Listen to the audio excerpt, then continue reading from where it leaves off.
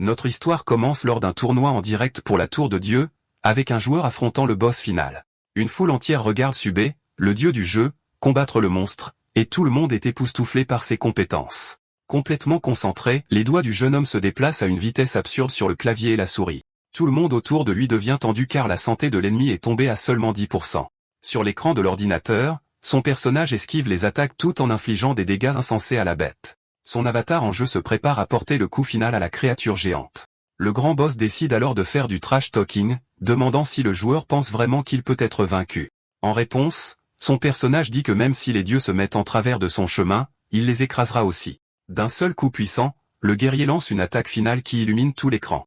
Et avec cela, un message félicite Sobé d'avoir terminé le 990e étage de la tour. Le public qui regardait tout cela s'emballe parce que quelqu'un a finalement réussi à battre le dernier étage du jeu.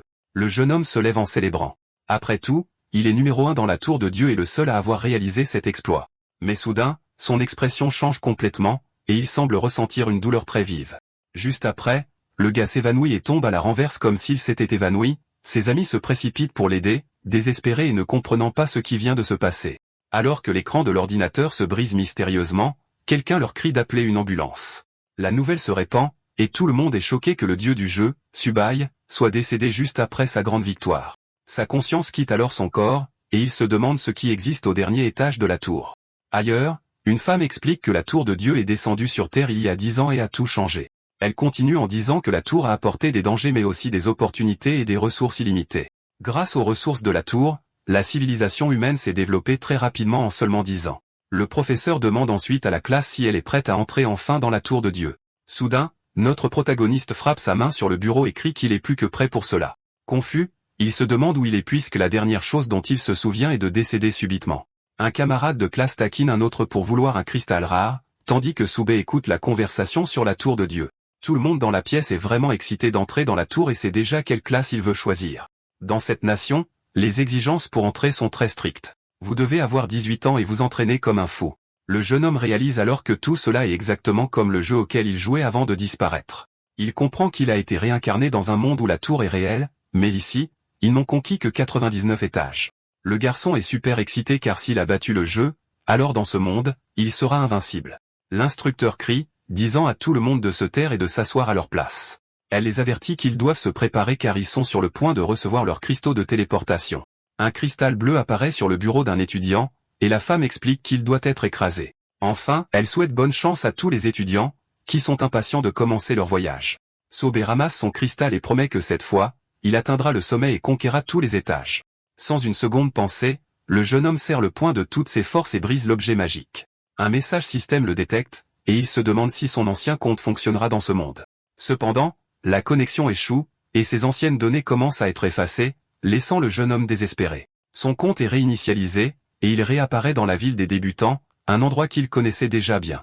Soudain, un message non lu apparaît, et il est curieux de voir qui aurait pu l'envoyer. Il contient la nouvelle que sa récompense pour l'étage 999 est arrivée, la montre de toute chose.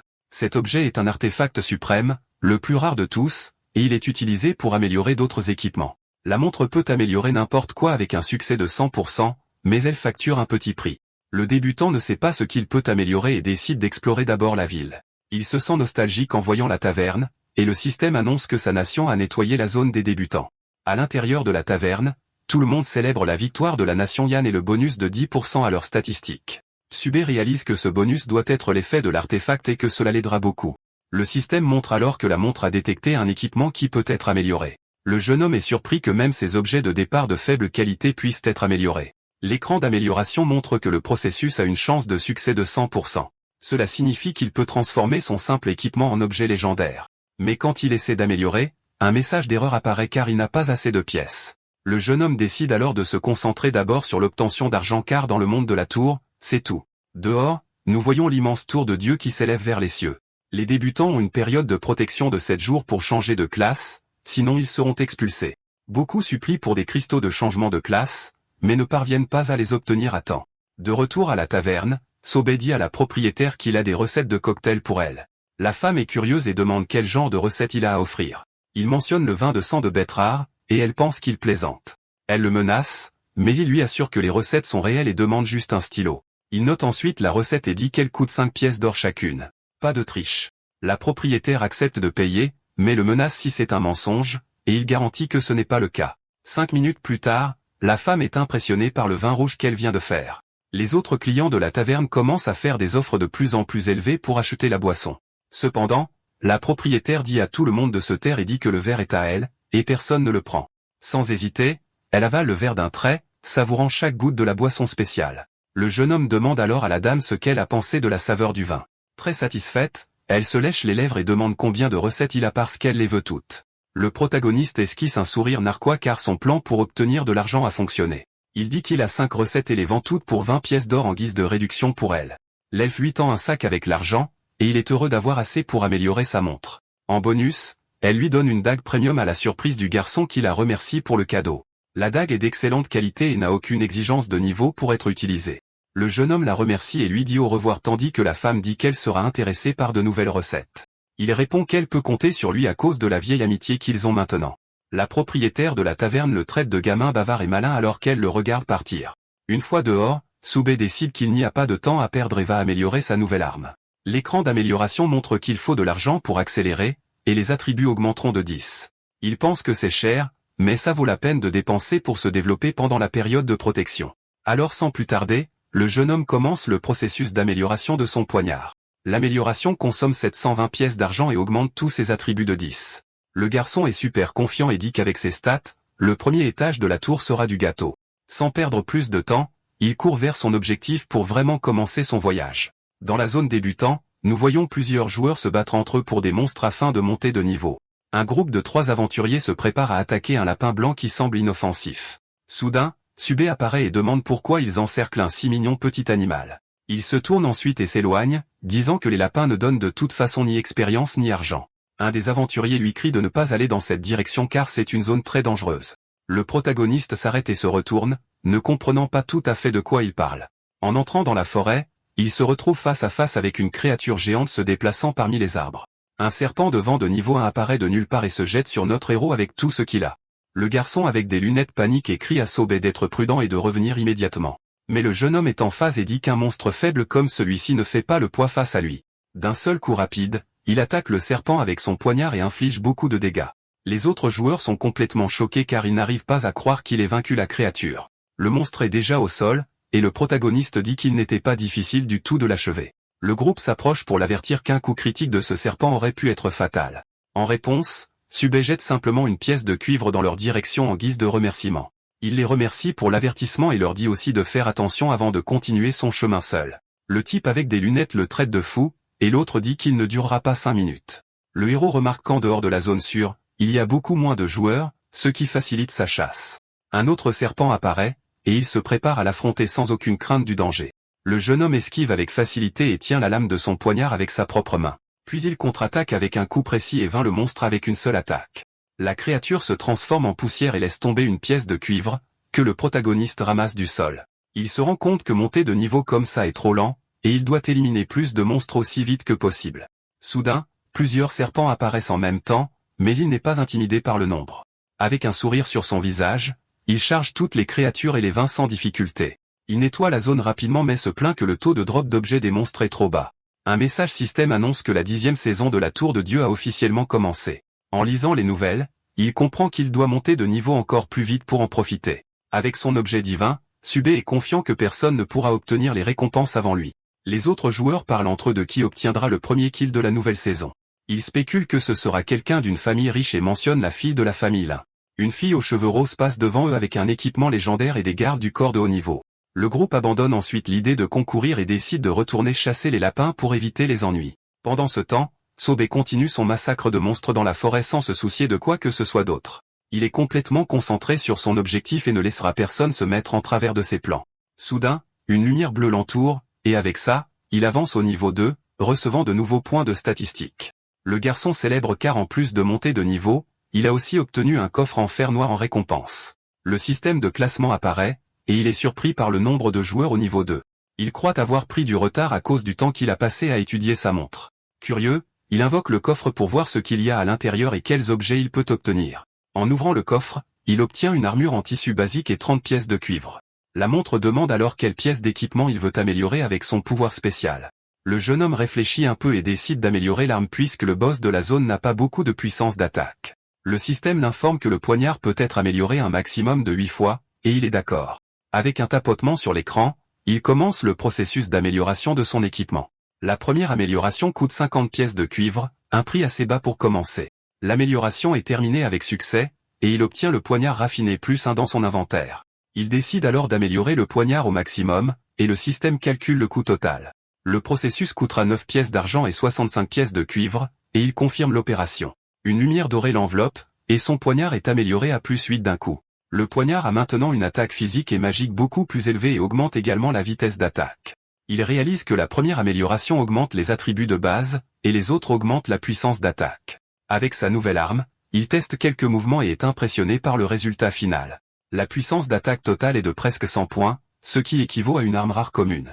Avec le poignard en main, Subé court déterminé à affronter le boss de la zone débutant. Le boss ne réapparaît que 10 fois le premier jour, donc la compétition pour l'abattre est féroce.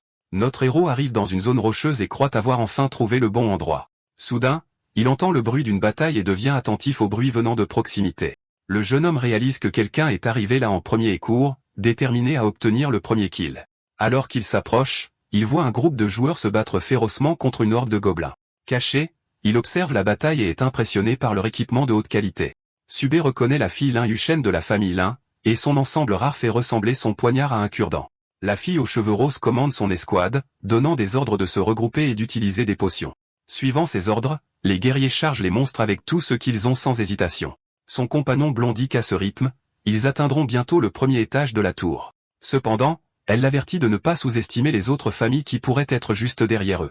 Soudain, son regard change, et elle semble sentir quelqu'un les observer à distance. La leader se tourne alors brusquement et crie, demandant qui se cache à proximité. Sobei sort de sa cachette, et le type blond lui demande à quelle équipe il appartient. Le protagoniste répond qu'il est seul et leur dit de continuer le combat car il ne fait que passer. La fille le regarde avec suspicion et dit qu'il est impossible pour lui d'être arrivé là seul si rapidement. Ignorant sa suspicion, il leur souhaite juste bonne chance et dit au revoir pour continuer son chemin. Le type blond l'accuse alors de vouloir voler le boss pendant qu'ils sont occupés avec les monstres. Immédiatement, Lin Yuchen ordonne à ses bataillons d'arrêter d'utiliser des potions et de l'attaquer avec tout ce qu'ils ont. Avec un regard déterminé, elle déclare qu'elle ne laissera personne voler son premier kill. Les soldats changent alors de cible et courent vers le jeune homme pour l'empêcher d'avancer. Le jeune homme s'énerve et ne comprend pas pourquoi il est entraîné dans leur combat. Le blondinet ricane car Subé n'est qu'un débutant de niveau 2 qui ose leur résister. Il ordonne à ses hommes d'éliminer l'intrus, et le protagoniste se prépare au combat. Immédiatement, une flèche est tirée dans la direction de notre héros qui se met en position défensive. Cependant, d'un mouvement rapide, il utilise sa dague pour dévier facilement les projectiles. La jeune fille aux cheveux roses est choquée car elle ne s'attendait pas à ce qu'il puisse bloquer son attaque. Juste après, deux guerriers chargent en avant, criant pour que l'adversaire soit éliminé immédiatement. Le jeune homme sourit avec assurance et se demande s'il pense vraiment pouvoir le vaincre. Dans un bond agile, il saute par-dessus les gardes tout en faisant tourner son arme pour contre-attaquer. Les soldats sont frappés de plein fouet et crient de douleur en sentant l'impact du coup. Le compagnon blond de la jeune fille est sans voix et crie que c'est tout simplement impossible. En un instant, le débutant a vaincu plusieurs gardes, et l'un d'eux dit à tout le monde de se retirer immédiatement. Subé dit alors qu'ils sont trop faibles et qu'ils ne sont même pas capables de le vaincre. Il avance à nouveau et inflige plusieurs coups critiques aux ennemis qui étaient encore debout. Avec quelques gardes de plus au sol, le blondinet panique et ordonne à ses troupes de se retirer. L'homme menace alors le protagoniste, lui demandant s'il sait à qui il vient de s'en prendre. Le jeune homme répond qu'il s'en fiche, et quiconque se dresse sur son chemin ne quittera pas le combat indemne. Zhang Fei est sans voix et regarde son adversaire avec une expression de rage pure. La chef du groupe s'énerve contre son compagnon et lui crie de se taire immédiatement. Surpris par sa réaction, le type se tourne et l'appelle mademoiselle, ne comprenant rien. La jeune fille ignore son garde et s'approche de Sobei, lui proposant de conclure un marché. Sobei est intéressé par la proposition et lui demande d'expliquer de quoi il s'agit. Lin Yuchen réalise qu'il n'est pas un joueur ordinaire et qu'il possède des compétences extraordinaires. Elle suggère ensuite qu'ils apprennent à mieux se connaître et demande quel est son prix pour oublier le combat. Le blondinet se met en colère et dit qu'il ne devrait pas s'embêter avec un joueur solo. Le protagoniste ignore l'argument et propose des frais de protection d'une pièce d'argent par personne. Zhang Fei explose de colère et crie qu'il doit rêver s'il pense qu'ils vont payer. Le jeune homme dit que c'est le prix pour les maintenir en vie, et la jeune fille dit à son compagnon de fermer sa bouche. Elle accepte et lui jette 3 pièces d'or, lui demandant également de l'ajouter comme ami. Subé facture une pièce d'or supplémentaire pour accepter la demande, et elle jette l'argent sans se plaindre. La chef du groupe propose ensuite de faire équipe pour chasser le boss et obtenir la première élimination. Le jeune homme réalise que la première élimination du boss de la zone débutant est très importante pour eux. Il accepte la proposition mais fixe une condition, et la jeune fille lui demande de dire laquelle. Sobe énonce alors sa condition, il veut le commandement total du groupe pendant la chasse au boss. Le blondinet se révolte et dit qu'ils sont tous issus de l'élite de la famille Lin et qu'ils ne seront pas dirigés par lui. Le protagoniste déclare que s'ils veulent vaincre le boss, ils devront suivre ses ordres sans poser de questions. La jeune fille aux cheveux roses refuse de lui donner le commandement total mais lui permet de se déplacer librement. Le jeune homme n'accepte pas la contre-proposition et dit au revoir, leur disant qu'ils ne le reverront plus. Désespéré, Lin Yuchen offre 100 pièces d'or pour qu'il reconsidère sa décision. Il répond que la récompense de la première élimination vaut beaucoup plus et s'en va sans se retourner. La chef commente alors que même elle ne peut pas garantir la victoire et se demande comment il pourrait le faire. Le jeune homme s'assoit sur un rocher pour se reposer et se détendre un peu avant de continuer. Avec l'argent qu'il a reçu, il décide qu'il est temps d'améliorer son armure en tissu. L'amélioration coûtera de l'argent pour accélérer ou sauter le temps, et il peut choisir la meilleure option. Ne voulant pas attendre, il choisit la deuxième option pour terminer le processus instantanément. Ses attributs de force, d'agilité, de physique et d'esprit sont considérablement augmentés. Avec plus de 300 points de vie, il se sent beaucoup plus confiant pour affronter le boss final. Dans la taverne, les joueurs commentent que les débutants de cette année sont très actifs et prometteurs. Le propriétaire du bar se demande si le royaume de Yan a une chance d'obtenir la première élimination cette année. Les clients déplorent que l'année dernière, ils aient été surpassés par un débutant de classe SSS. Pendant ce temps, le protagoniste escalade une montagne escarpée pour atteindre sa destination finale. Il atterrit en toute sécurité et dit qu'il doit se dépêcher pour s'assurer la première élimination. En entrant dans la grotte, il est surpris de voir que quelqu'un est déjà arrivé avant lui. Le jeune homme sent quelque chose d'étrange dans l'air et l'identifie comme de la poudre de dissimulation. Cette poudre est utilisée pour cacher l'odeur de l'utilisateur au monstre commun de bas niveau. Il est impressionné par la richesse de celui qui a utilisé l'objet, qui doit valoir des millions. À l'intérieur, il voit un groupe de joueurs se battre contre plusieurs gobelins pendant que le boss regarde. Sube est soulagé que le boss n'ait pas encore été provoqué et avance vers la bataille. L'un des joueurs le voit et demande s'ils doivent l'arrêter, mais le chef dit qu'il n'y a pas besoin. Ce chef est Wang Zixi, héritier de l'une des 3 familles les plus importantes de la zone. À côté de lui se trouve Liu Yuan, Haris de la famille Li, qui le traite de fou pour vouloir ce qui leur appartient. Les joueurs à l'extérieur sont choqués de voir qu'il est sur le point de commencer le combat contre le boss. Sube attaque le roi gobelin sans crainte et touche directement le pied du monstre géant. La créature rugit de douleur et de fureur en sentant la dague fermement plantée dans sa poitrine. Le jeune homme l'affronte alors et l'appelle, provoquant la colère du puissant ennemi. Les autres joueurs demandent à leur chef ce qu'il faut faire et s'ils doivent voler l'élimination. Wong dit qu'il n'est pas une menace et que le boss le vaincra en quelques mouvements. Le roi gobelin attaque avec son club géant et dit qu'il ne s'attendait pas à devoir s'occuper de lui à nouveau. Avec un rugissement assourdissant, le monstre révèle ses dents acérées et charge avec tout ce qu'il a. Le protagoniste se moque de l'ennemi et lui dit de se taire et d'accepter sa fin sans se plaindre. D'un mouvement rapide, il utilise sa compétence de pas éclair et attaque la jambe du géant. Le jeune homme glisse sur le sol et se positionne pour une nouvelle attaque avec sa dague à la main. Il se prépare à esquiver le prochain coup de la créature, qui arrive avec toute sa force. Le roi gobelin rate l'attaque, et le jeune homme se moque de sa lenteur avant de contre-attaquer. Avec un coup précis, il inflige un coup critique à la poitrine du monstre, infligeant beaucoup de dégâts.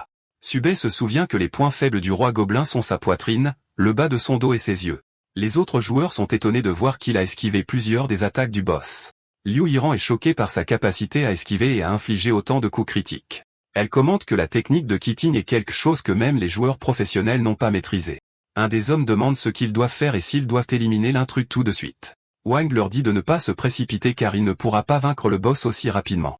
Il prévoit d'attendre le bon moment pour frapper quand le jeune homme sera sur le point de tomber. Sobe continue le combat et dit que vaincre le roi gobelin sera aussi facile que de couper des légumes. Le monstre crie dans une langue étrange et utilise une compétence qui libère une vague d'énergie. Le protagoniste esquive avec un saut et assène un autre coup critique sur le flanc de l'ennemi. La créature continue de hurler d'agonie et de frustration de ne pas pouvoir toucher son adversaire. Une lumière intense émane de la poitrine du roi gobelin alors qu'il se prépare pour une attaque puissante. Le jeune homme se demande si le monstre appelle des renforts pour l'aider au combat. Soudain, plusieurs gobelins émergent du sol et encerclent le groupe de joueurs qui observent. Ils deviennent désespérés car ils étaient sur le point de nettoyer la zone et sont maintenant en difficulté. La fille aux cheveux blancs réalise que le boss a invoqué une escouade de garde pour le protéger. Wong leur ordonne de passer en formation d'attaque et de briser l'encerclement de l'ennemi. Les joueurs se préparent au combat et tentent de se défendre contre les hordes de monstres qui apparaissent. L'archer se demande quoi faire et blâme l'intrus pour les vagues interminables de garde. Le chef crie à tout le monde de se concentrer et de lui ouvrir un chemin avec tout ce qu'ils ont. Ses compagnons lui ouvrent un chemin pour qu'ils puissent avancer et se battre contre les monstres. Ils lui assurent qu'ils peuvent tenir la ligne de front et le soutenir dans le combat. Wong croit qu'il y a encore du temps et qu'avec son parchemin, la victoire sera à eux. Sobe voit leur plan d'intervenir au dernier moment pour voler le kill du boss. Il voit que le chef a un parchemin magique de niveau moyen et le met au défi de tenter sa chance. L'homme ouvre alors son parchemin et se prépare à lancer un sort puissant contre le jeune homme. Une boule de feu est lancée dans la direction du protagoniste avec une force dévastatrice et précise. La magie explose en une grande boule de feu, créant un rideau de fumée et de destruction. Le groupe célèbre la victoire, et l'un d'eux déclare même ses sentiments pour l'archer aux cheveux blancs. Cependant, le chef réalise que quelque chose ne va pas car la notification du système n'est pas apparue. Soudain, une annonce les informe que le roi gobelin a été vaincu par le joueur Sobe. Tout le monde est complètement choqué et n'arrive pas à croire qu'il ait réussi à abattre le boss seul. Le jeune homme apparaît alors sur le corps du monstre, et Wang Zixi crie son nom avec rage. L'héritier ne comprend pas comment il a réussi à vaincre le boss avec un seul coup. Tsube explique qu'il a exploité la faiblesse du roi gobelin pour achever les derniers 5% de sa santé. Il révèle qu'il a attendu que le chef utilise son parchemin pour ensuite porter le coup final. Le protagoniste dit qu'il voulait donner une leçon aux nobles arrogants et leur fait ses adieux. Dans la taverne, la nouvelle se répand, et tout le monde se demande qui est le mystérieux Sobe. Le propriétaire du bar commente que c'est la première fois que le kill du boss n'est pas revenu à l'une des trois familles. Un groupe de joueurs rejette la possibilité qu'il s'agisse du Sobe qu'ils connaissent. Lin Yuchan et ses compagnons reçoivent également la nouvelle et sont incrédules. Le chef ordonne à tout le monde de se déplacer à vitesse maximale jusqu'au point de rencontre. Wang Zixi crie le nom du protagoniste avec haine pour avoir été dupé. Ses hommes demandent quoi faire, et il lui dit de se reposer et de se préparer pour le prochain boss. Un portail s'ouvre devant eux, et l'équipe de Lin Yuchan apparaît soudainement. La fille regarde l'autre chef avec dédain et croise les bras, montrant sa supériorité. Pour avoir été le premier à abattre le roi gobelin, il gagne le droit de défier la tour et un coffre. Il se classe également parmi les 100 premiers joueurs à se qualifier, ce qui lui vaut un autre coffre en argent. Le jeune homme décide d'ouvrir le coffre avant d'entrer dans la tour, espérant obtenir des objets rares. Dans le premier coffre, il trouve des bottes rares et 10 pièces d'argent, une belle récompense. Dans le second, il obtient 10 petites potions d'expérience et 38 autres pièces d'argent. Les bottes augmentent la vitesse de déplacement de 30% mais nécessitent le niveau 5. Le jeune homme est excité par les bottes mais regrette de ne pas avoir le niveau nécessaire pour les utiliser encore. Il ouvre ensuite le classement et voit qu'il est en 98e position, ce qui le déçoit. Le protagoniste réalise que des joueurs riches et puissants sont partout, pas seulement dans sa zone. Sans perdre de temps, il boit une potion d'expérience pour accélérer son processus de leveling. Un portail s'ouvre, et il entre pour voir quel est le donjon du premier étage de cette saison. Il est transporté à l'entrée du premier étage de la tour de Dieu, prêt pour le défi. Le jeune homme est surpris de constater que le donjon cette fois-ci est le labyrinthe d'ombre redouté. Les donjons de la tour sont variés, et la difficulté augmente à chaque étage que vous avancez. Il marche sur le sol illuminé et commence à suivre un chemin spécifique qu'il connaît déjà. Le jeune homme se souvient du motif du labyrinthe et suit une séquence de mouvements pour avancer. Heureusement, il n'a pas oublié le chemin de la sortie et continue son chemin sans aucun problème. Soudain, une main monstrueuse émerge du sol juste devant lui, bloquant son chemin. Une créature démoniaque avec des griffes acérées et une longue langue apparaît pour l'attaquer. Le protagoniste reconnaît la créature comme un ghoul mangeur d'hommes et se prépare au combat. Le ghoul est un mort-vivant de niveau 3 avec la capacité passive de griffes acérées. Le jeune homme sait qu'ils sont connus pour leur grande agilité et leurs fortes attaques, il est donc prudent. Avec un pas rapide, il se prépare à esquiver l'attaque de la créature qui approche. Il parvient à esquiver et à contre-attaquer avec un coup critique qui vainc le monstre instantanément. Juste après, un autre ghoul bondit vers lui, prêt à attaquer avec ses griffes. Le protagoniste le vainc avec la même facilité et continue son voyage à travers le donjon. La victoire lui rapporte 40 points d'expérience et 4 autres en bonus, le faisant passer au niveau 3. Avec l'expérience du roi démon, il atteint enfin un nouveau niveau de puissance et de compétence. Il atteint une bifurcation avec 2 chemins, un facile et un difficile à choisir. Le jeune homme analyse les options et réalise que le chemin rouge est le plus difficile et le bleu, le plus facile. Sans hésitation, il choisit le chemin rouge car il sait que les quêtes plus difficiles donnent de meilleures récompenses. Il suit un couloir sombre éclairé uniquement par des torchers à flammes bleues sur les murs. Ailleurs, une femme rapporte que les actions de Monsieur Jun se déroulent bien. Le président de la guilde dit que les progrès initiaux ne signifient rien, et que ce qui compte, c'est le prix final. Son assistant le félicite, disant que tout a été arrangé, et que le titre de roi recru sera le sien. Le président lui crie dessus et la traite de folle pour avoir pensé que la victoire était si facile. Il explique que le titre de roi recru se gagne avec beaucoup d'efforts et de sacrifices. L'homme dit qu'il espère ne pas être déçu par sa performance cette saison. Pendant ce temps, Subei continue de vaincre plusieurs monstres sur son chemin avec des coups critiques. Chaque ennemi vaincu lui donne plus d'expérience et de bonus, le rendant de plus en plus fort. Il est presque au niveau 4 et réalise que les gains à l'intérieur de la tour sont bien plus importants. Après avoir nettoyé la pièce, il regarde les corps des monstres se dissoudre en particules de lumière. Soudain, le sol s'illumine de différentes couleurs, révélant de nouveaux chemins à suivre. Une tablette de pierre grise apparaît, et il découvre une pièce secrète et un gain inattendu. Il entre dans la pièce secrète qui émerge du sol et se prépare à ce qu'il pourrait trouver. En entrant, il est surpris par ce qu'il voit et se prépare à un nouveau défi à venir. Une horde de goélands mangeurs d'hommes apparaît en grand nombre pour l'attaquer par surprise. Les créatures avancent avec leurs griffes acérées, prêtes à mettre l'intrus en pièces. Le protagoniste se retrouve encerclé par des douzaines de monstres, mais n'est pas intimidé par le désavantage. Une demi-heure plus tard, il vainc enfin toutes les créatures et passe au niveau 4. Le sol est recouvert des restes des monstres, et le jeune homme célèbre sa nouvelle réussite. Il reçoit une note de combat S, un bonus de 1000 points d'expérience et une pièce d'or. Avec ses attributs d'équilibre, il se sent prêt à enfin défier le boss du donjon. Il vérifie le classement et voit que Zhu Jingzhe est toujours en première place, et personne n'a vaincu le boss. Un cercle magique se forme sous ses pieds et le transporte vers la phase suivante du défi. Il se sent confiant et dit qu'il mettra à jour le record du boss pour tout le monde. Une porte de pierre s'ouvre, révélant l'entrée de la salle du boss du premier étage. Le jeune homme entre dans un grand hall avec des statues de gargouilles et un trône au fond. Un minotaure géant avec des cornes brillantes et des yeux rouges le regarde depuis le haut de son trône. Des Gaulois apparaissent pour l'aider, et le protagoniste les salue comme de vieux amis. Impatient, il leur crie d'arrêter de traîner et de se battre car il n'a pas toute la journée. Il avance et esquive facilement les attaques des Gaulois tout en courant vers le boss. Le jeune homme appelle le minotaure au combat, le provoquant pour qu'il descende de son trône. Les yeux du monstre brillent en rouge, et il se prépare à affronter le challenger. Le minotaure est un boss d'élite de niveau 5 avec 55 000 points de vie et plusieurs capacités. Le protagoniste le reconnaît et commande qu'il reste aussi froid et arrogant que jamais. D'un bond, il attaque le boss avec sa dague et une épée commune qu'il a ramassée en cours de route. Le minotaure bloque l'attaque avec sa main et écrase l'épée du jeune homme sans difficulté. Le boss ramasse ensuite sa hache géante et se prépare à une puissante contre-attaque. Une aura rouge enveloppe le minotaure alors qu'il utilise sa capacité à frapper le sol du pied. Deux gargouilles qui étaient sur les colonnes se réveillent et rejoignent la bataille pour aider leur maître. Le jeune homme sourit, et indique que maintenant le combat devient plus intéressant et stimulant. Le minotaure charge en avant avec sa course piétinante pendant que les gargouilles le suivent. Le jeune homme esquive l'attaque et grimpe sur le corps du boss pour frapper un point vital. Avec la compétence de trace de vent, il inflige un coup critique à l'arrière du cou du monstre. Les gargouilles l'entourent, mais il parvient à esquiver leurs attaques avec son agilité supérieure. Le protagoniste reste concentré et dit qu'ils n'ont pas la moindre chance de le vaincre. Il utilise à nouveau sa compétence et coupe les ailes des gargouilles tout en frappant le boss. Le minotaure se met en colère et essaie de le frapper avec un coup de poing, mais le jeune homme esquive à temps. Soudain, une figure féminine émerge du plafond, entourée d'une aura magique et puissante. Le minotaure est englouti par les flammes et se prépare à utiliser une capacité spéciale de feu. Il utilise la charge de boulon lourd, et le protagoniste est surpris par la vitesse d'attaque. Le jeune homme traite le boss de et se prépare à esquiver le coup puissant. En un clin d'œil, il apparaît à côté du monstre et lui demande s'il ne le reconnaît pas.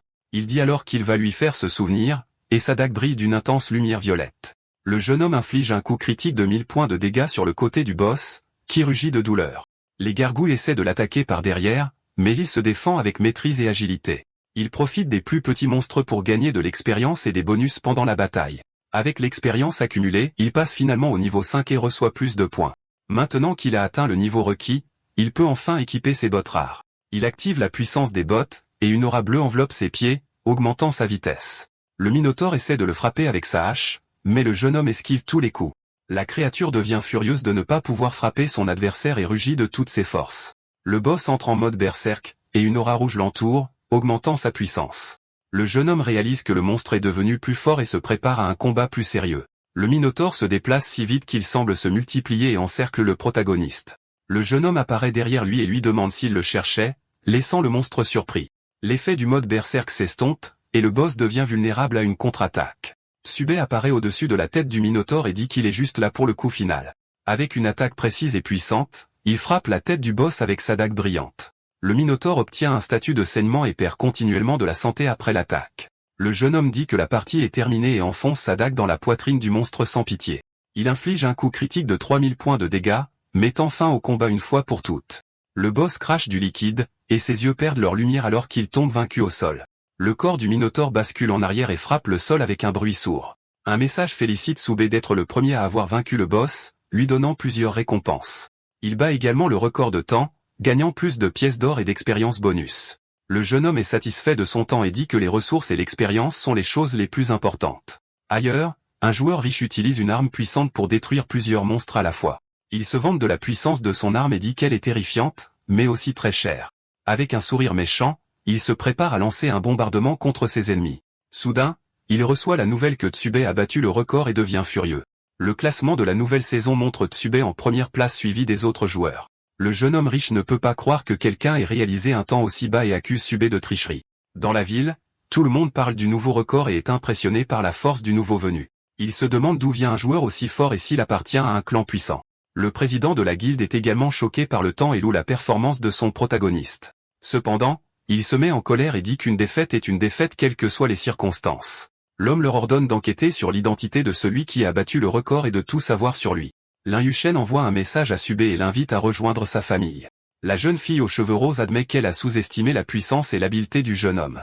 Un coffre au trésor doré apparaît comme récompense pour la première mise à mort du boss de la saison. Une lumière intense émane du coffre lorsqu'il s'ouvre, révélant son précieux contenu. Le jeune homme est surpris de voir que le coffre contenait en fait un objet de qualité parfaite. À l'intérieur, une oud dorée bénie, un objet légendaire et très puissant. Satisfait de la récompense, il trouve également un orbe d'expérience. Sans hésiter, il utilise l'orbe et obtient instantanément 60 000 points d'expérience. Grâce au bonus d'expérience, il passe au niveau 6 et gagne 2 points d'attributs supplémentaires. Il distribue les points et décide qu'il est temps d'améliorer à nouveau son équipement. Le jeune homme appuie sur le bouton d'amélioration et se prépare à rendre ses objets encore plus puissants. Il améliore ses bottes, et le système l'informe du coup pour accélérer ou sauter le temps. Sans se soucier de l'argent, il choisit la deuxième option pour terminer le processus. L'amélioration consomme 3280 pièces d'argent, et ses attributs sont augmentés. Excité par l'augmentation des stats, il décide d'améliorer l'objet une fois de plus. Après quelques améliorations supplémentaires, la botte devient encore plus puissante et ses attributs s'améliorent. Au niveau 6 et avec son nouvel équipement, il se sent beaucoup plus fort et plus préparé. Ces objets comprennent désormais un artefact suprême, une épée rare, des bottes rares et une armure commune. Il reçoit également un ticket d'entrée pour le prochain étage de la Tour de Dieu. Avec le ticket en main, il s'approche du portail, se préparant au prochain défi. Le protagoniste se fixe pour objectif de franchir les 10 premiers étages en 24 heures. Il est transporté dans le désert de Noka, et le système l'informe que le test est en cours. Un compte à rebours d'une minute commence pour l'arrivée de la première vague de monstres. Le jeune homme découvre qu'il doit résister à 10 vagues de monstres, mais il pense que c'est trop lent. Soudain, un portail rouge s'ouvre dans le sable, et une créature commence à en sortir. Un lézard à dents de scie de niveau 3 apparaît avec les capacités de morsure et de poison. Plusieurs lézards apparaissent, et le protagoniste se plaint qu'ils sont lents et le freinent. Il décide de prendre l'initiative et s'avance pour attaquer les monstres avant qu'ils ne se dispersent. Avec des frappes critiques et précises, il vainc tous les lézards en un instant avec son poignard. Il franchit la première vague en moins de 2 minutes et se prépare pour le prochain compte à rebours. Le jeune homme active ses bottes pour accélérer le processus et terminer les vagues plus rapidement. L'effet de l'équipement est activé, lui donnant un énorme coup de pouce en vitesse de déplacement. Avec sa vitesse améliorée, il promet de battre tous ses records de ses vies passées. Il franchit les vagues 2 et 3 avec la même facilité, et le compte à rebours continue sans s'arrêter. Les vagues 4, 5 et 6 sont vaincus successivement avec son incroyable vitesse et puissance. Après les 10 vagues, il atteint la salle du boss et trouve un loup-garou qui l'attend. Avec une attaque puissante, il utilise la compétence coup d'acier et vainc le boss en un seul coup. Un message le félicite d'avoir vaincu le boss, lui remettant un ticket pour le 3e étage. Le Croc du désert est un boss d'élite de niveau 6 avec 60 000 points de vie et 2 capacités. Cela lui vaut une note de combat et c'est un autre coffre doré en récompense de sa victoire. Avec impatience, il s'approche du coffre pour voir quel trésor précieux il obtiendra cette fois. Il obtient une armure en or violet de qualité parfaite, une récompense incroyable pour ses efforts. L'armure a une défense physique et magique élevée et régénère même 5 points de vie chaque seconde. Le système propose 2 options d'amélioration, augmenter les attributs ou le niveau de l'équipement. Le jeune homme décide d'augmenter d'abord le niveau de l'armure afin de ne pas dépasser les exigences d'utilisation. La première amélioration coûte une pièce d'or, et il réussit à faire passer l'armure à +1.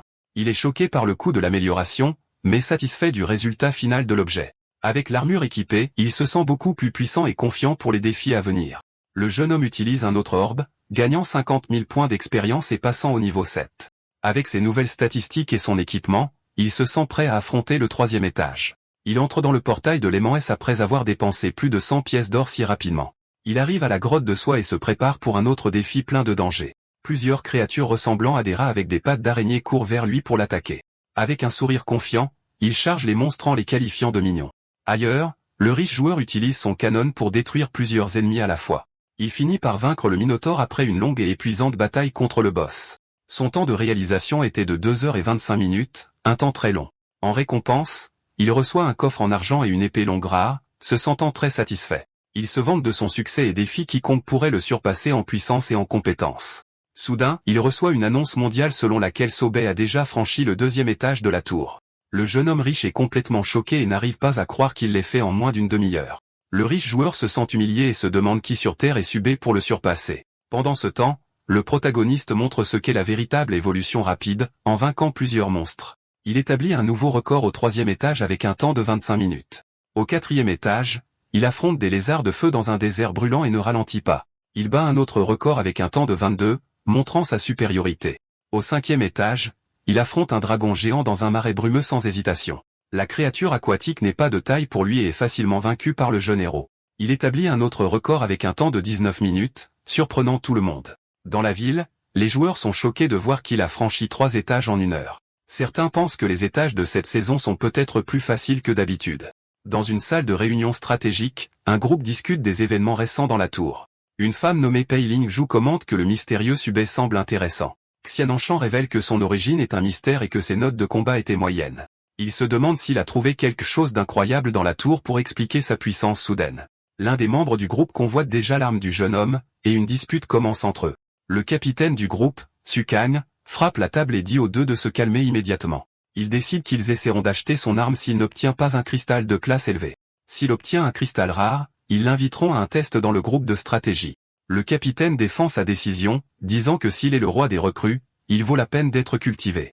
La décision étant prise, Sukang met fin à la réunion et tout le monde se prépare à agir.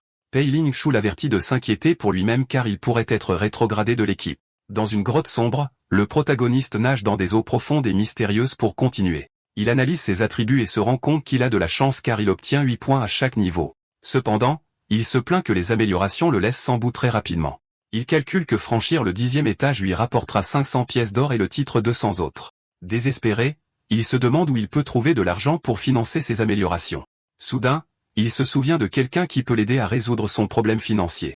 Il lit le message de Lin Yushen, qui lui propose un contrat d'1 million de dollars et des excuses. Avec un sourire rusé, il se rend compte qu'il est temps de faire des affaires et de gagner de l'argent. Il répond au message et propose des cristaux de transfert de classe à un prix négociable. La jeune fille est surprise car le prix qu'il propose est bien inférieur à la valeur marchande. Elle accepte d'acheter tous les cristaux et ils organisent l'échange pour son départ de la tour. Le jeune homme commente à quel point les riches ont vraiment beaucoup de pouvoir et d'influence dans le jeu.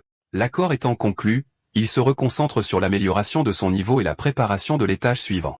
Il entre dans le portail vers le 6e étage et se prépare pour un autre défi dangereux. Plusieurs dragons volent dans le ciel de la nouvelle zone, montrant la difficulté du nouveau défi. Il arrive à l'oasis sauvage et se rend compte que le boss local n'a pas de point d'apparition fixe. Il sort une arbalète de qualité rare qu'il avait préparée pour le combat à longue portée. Le seul problème est qu'il n'a pas de flèche pour utiliser l'arme, il doit donc être prudent. Sachant que le temps est essentiel, il décide de conserver ses flèches et d'explorer la zone. Il reste attentif à tout son ou mouvement suspect autour de lui dans la forêt. Soudain, plusieurs panthères noires aux yeux rouges l'entourent, prêtes à attaquer. Le jeune homme décide de tester sa nouvelle arme et pointe son arbalète sur les créatures qui approchent. Les panthères bondissent vers lui avec leurs crocs acérés, mais il est déjà préparé. Le jeune homme se déplace avec agilité et esquive les attaques tout en préparant ses tirs. Il se concentre sur la bataille et reste calme, même s'il est en grand désavantage numérique. Avec des tirs précis, il touche plusieurs panthères en même temps avec sa puissante arbalète.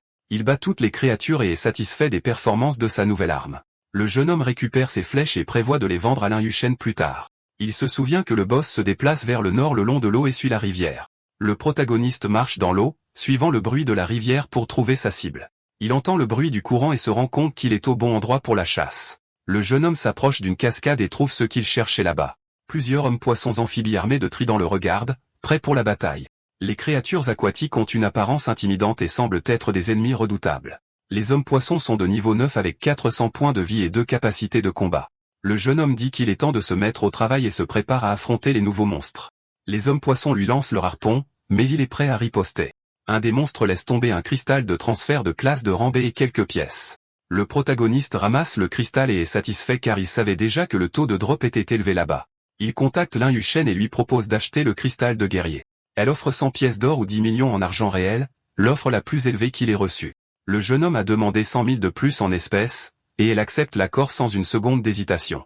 Il continue de cultiver les monstres et pense que la vitesse de nivellement n'est pas mauvaise du tout. Soudain, une ombre violette traverse le ciel, et il reste attentif au mouvement. Il reconnaît le son et se rend compte que c'est le boss de la zone qui approche pour la bataille.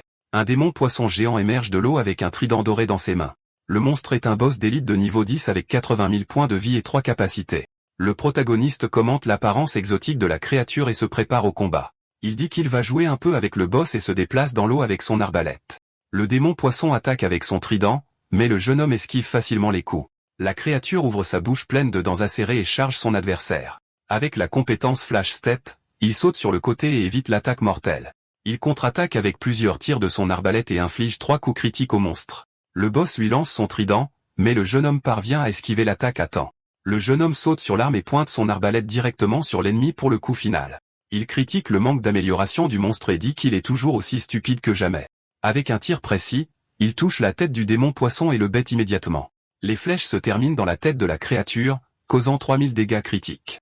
Le monstre est vaincu, et une aura bleue émane de son corps alors qu'il tombe dans l'eau. Après la victoire, Sobé reçoit plusieurs récompenses, dont un coffre doré et le titre de chasseur. Il commente que cela a pris un peu plus de temps à cet étage, mais les 5 coffres supplémentaires en valaient la peine. Dans les coffres, il obtient des potions de guérison et d'expérience, des pièces d'or et d'argent, et une nouvelle pièce d'équipement. Le jeune homme se plaint des récompenses, mais trouve les bracelets de démon poisson raisonnables. Il dépense 10 pièces d'argent pour améliorer l'objet, qui gagne en défense et en résistance à l'eau. Avec le nouvel équipement, il se sent plus fort et plus confiant pour les prochains défis. Il se prépare à entrer dans le portail et à se diriger vers le 7e étage de la Tour de Dieu. Le jeune homme est déterminé à franchir les 10 premiers étages en 20 heures pour assurer son titre. Une notification du système l'informe que la première joueuse de classe est apparue.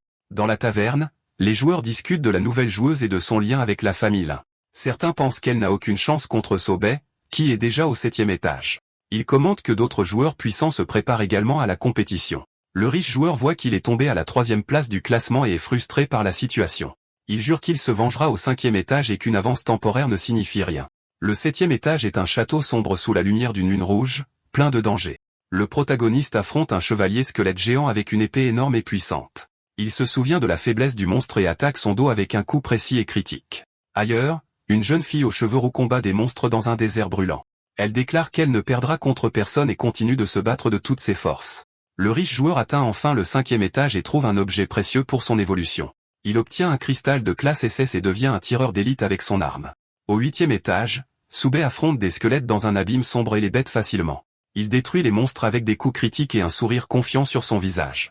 Le jeune homme continue de se battre avec maîtrise, et les os de l'ennemi se dispersent sur le sol. Il affronte le boss du donjon, un démon de l'ombre avec des yeux brillants et des griffes acérées. La créature lance une attaque de flamme bleue, mais le protagoniste n'est pas intimidé par sa puissance. Le jeune homme dit que l'astuce n'a pas fonctionné avant et ne fonctionnera pas maintenant avant de contre-attaquer. Avec un coup final, il bat le boss, qui se dissout dans une lumière dorée et disparaît. Une série d'annonces félicite Sobé d'avoir terminé le 10e étage et d'avoir obtenu le titre de roi des recrues. Il est heureux d'obtenir enfin le titre qu'il n'a pas pu obtenir dans sa vie passée. Avec 5 coffres au trésor, il espère obtenir quelques bons objets supplémentaires pour son voyage. Il ouvre le premier coffre et obtient une épée rare, mais trouve ses attributs médiocres. Le jeune homme trouve une carte au trésor de qualité parfaite et est ravi de cette découverte.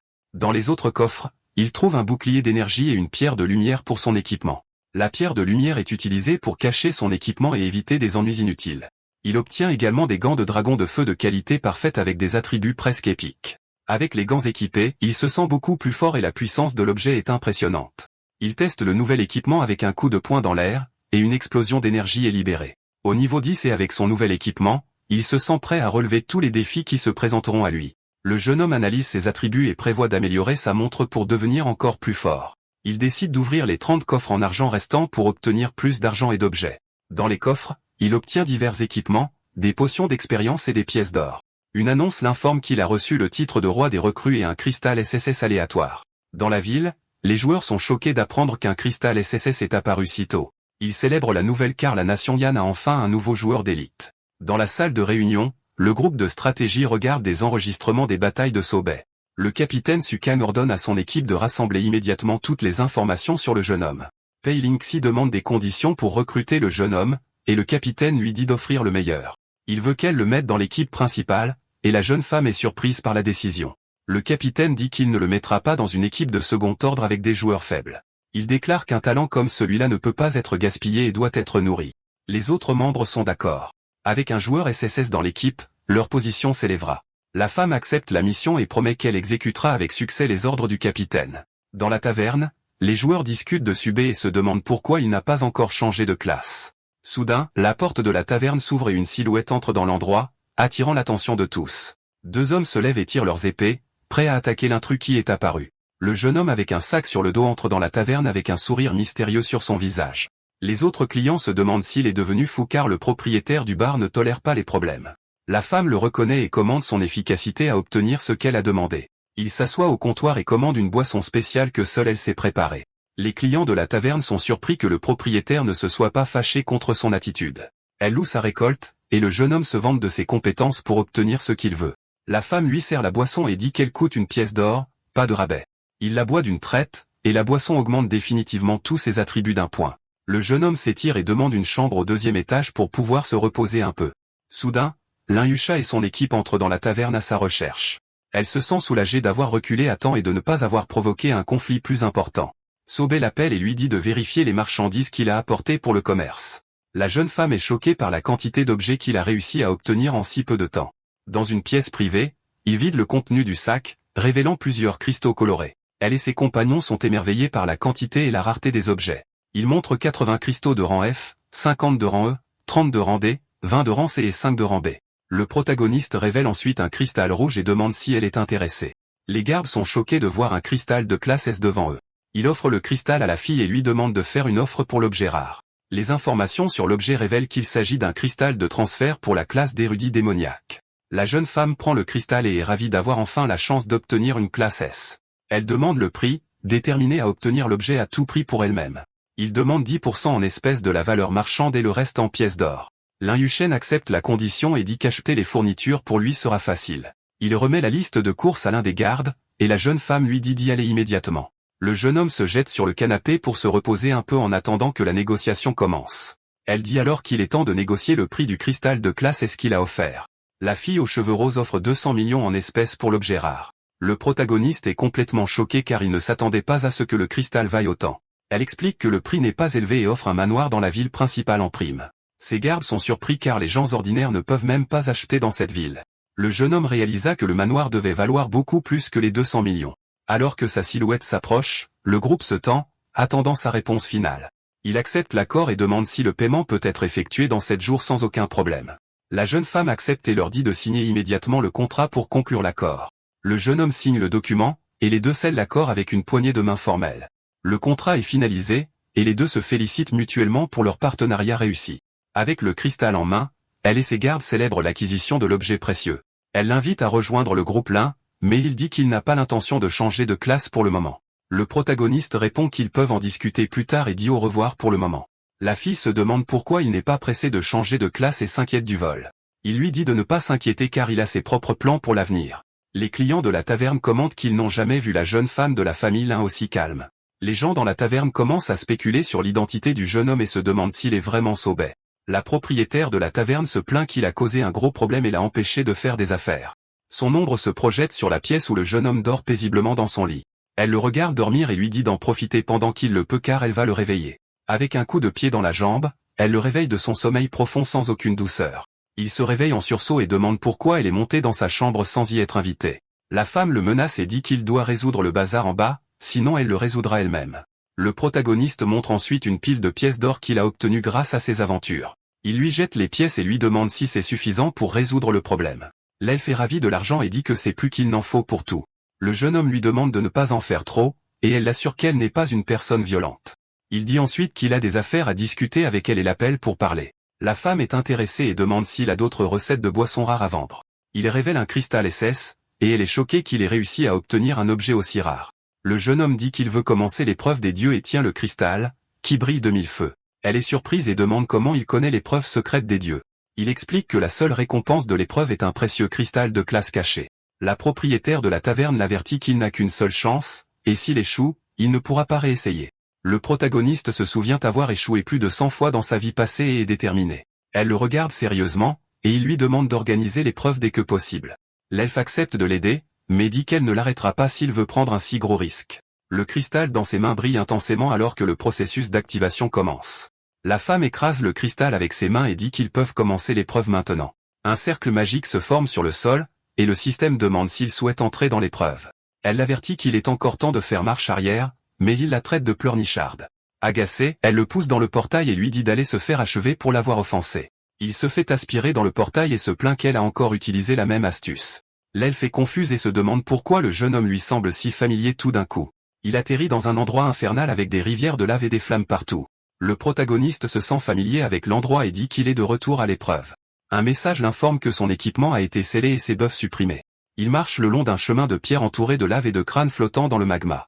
Le jeune homme réalise que les corps éparpillés appartiennent à des guerriers qui ont échoué au test auparavant. Il sait que c'est contradictoire, mais il admet que son objectif est le même que le leur. Le jeune homme ouvre son statut et voit que son équipement et ses bonus sont tous à 0. Heureusement, la Oudoré qu'il a obtenue n'a pas été scellée par le système d'épreuve. Une nouvelle notification apparaît l'informant qu'une horde de démons est en route. Le compte à rebours commence, et il se prépare pour la première vague d'ennemis. Il tient fermement Sao et se prépare pour la bataille à venir. Le jeune homme est confiant car ses attributs actuels sont plus élevés que dans sa vie passée. Le compte à rebours se termine, et des portails rouges s'ouvrent pour libérer les créatures. Les créatures qui émergent des portails sont des démons avec des griffes acérées et des yeux rouges. Les démons sont d'élite et de niveau 10 avec 2 capacités de combat spéciales. Il remarque que les monstres deviennent de plus en plus nombreux et décide qu'il ne peut plus attendre. Avec son arme à la main, il charge avec vitesse pour affronter la horde ennemie. Le jeune homme attaque l'une des araignées géantes avec un coup critique qui inflige 500 dégâts. Il reste concentré sur la bataille et continue de se battre de toutes ses forces et avec détermination. Avec un coup final, il vainc la créature et inflige 2000 dégâts avec une attaque précise. La victoire lui rapporte un point, et le système l'encourage à continuer à se battre. Le protagoniste se plaint que le système est toujours le même qu'avant, sans beaucoup de changements.